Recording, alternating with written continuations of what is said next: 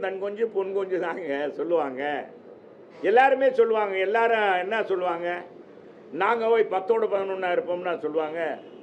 நாங்கள் தான் அடுத்த ஆட்சிக்குன்னு வாங்க. ஏங்க எல்லாரும் தாங்க சொல்கிறாங்க. ஏங்க ஏங்க யாருங்க என்னங்க விழுதுன்னு நீங்களா சொல்கிறேன். எனக்கு எம்ஜிஆர் காலத்து இருக்காங்கன்னா அதே சொல்லிக்கிட்டே இருந்தால் போதுமா?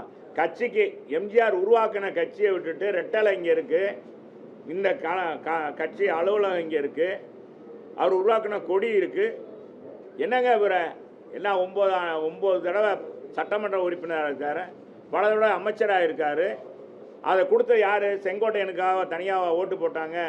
ரெட்டலை சின்னத்தை பார்த்து மக்கள் ஓட்டு போட்டாங்க. புரட்சி தலைவர் அம்மா, அதுக்கடுத்து எடப்பாடியார். இதே எடப்பாடியாரை பார்த்து ஆகா ஓகோன்னு தானே இவர் புகழ்ந்தார்ல, நம்ம செங்கோட்டையனே புகழ்ந்தார்ல.